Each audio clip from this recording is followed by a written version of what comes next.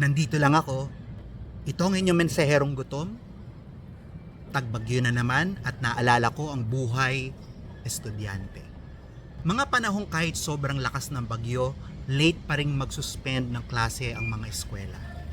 Yung hahayaan mo na makapasok ang mga bata tapos bago magpauwi, hanggang sakong na ang baha, sakong ng higante. Di tulad ngayon ano? Pareho pa rin ba? At di ko malilimutan ang isang pangyayari nung grade school pa ako. Mga 15 years ago yun. Huwag ka nang umangal. Sobrang taas ng baha, kaso lahat ng estudyante naglalakad lang pa uwi. At gustuhin man namin sumakay, hindi nakakayanin ng mga sasakyan. Hindi pa rin kasi uso mga improvised na balsa nun. Kaya walang choice. At dahil baha, hindi kami pinayagang umuwi mag-isa.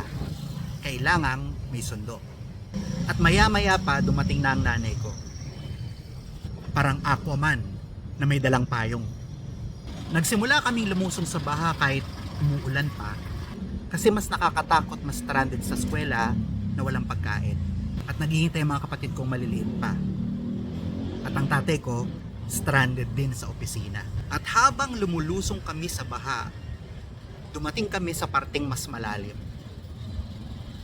Kahit nakatingala at nakatingkayad, umaabot na yung malaburak na baha sa ibabang parte ng labi ko. Yummy! At kapag may sasakyan na dumaan sa malayo, kahit hindi dumaan sa tabi namin, may alon pa rin nakakarating sa amin. Mas yummy! Kinakailangan kong umangkas sa balikat ng nanay ko para lang hindi ko malunok lahat yung unlimited grey juice with a hint of crudo at kung ano-ano pang kadiring bagay. Alam mo na yon. Oo, mahirap yung karanasang yon.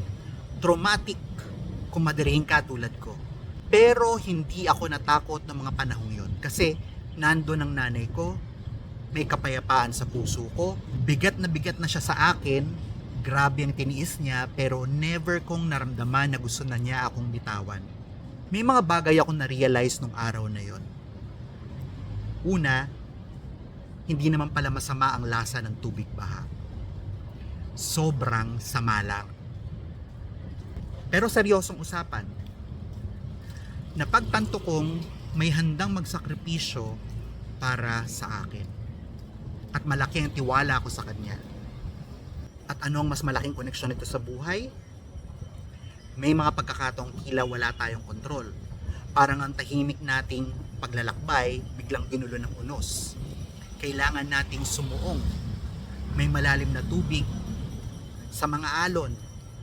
Mga problema sa pamilya, biglaang sakit, pagkawala ng trabaho, o minsan, yung simpleng pakiramdam na parang nag-iisa ka.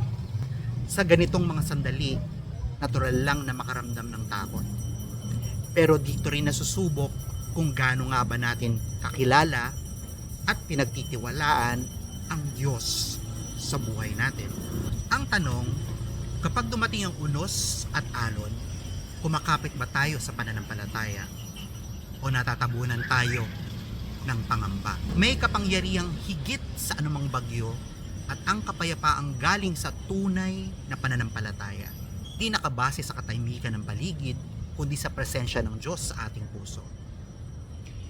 Hindi natin hawak ang lahat ng sitwasyon, pero pwede tayong mamili kung kanino tayo hahawak. Sa tuwing natatakot tayo, naway maalala nating hindi tayo nag-iisa. May kasama tayong makapangyarihan, maawain, at laging handang tumugon. Ang pananampalataya ay hindi lang paniniwala sa oras ng kasaganaan. Ito'y paninindigan sa gitna ng pagyanig. Ito ang paniniwalang kahit hindi natin naiintindihan ang nangyayari, may layunin ang Diyos. Kagutom, kung may pinagdadaanan ka ngayon, hindi mo kailangang labanan ito mag-isa. Magtiwala ka, kumapit sa pananampalataya, at nariyan ang Diyos una sa lahat. At maniwala ka man sa hindi, lagi siya nagpapadala ng mga taong makakapitan mo. Tandaan mo, Sa dulo ng lahat ng bagyo at unos, nariyan pa rin siya.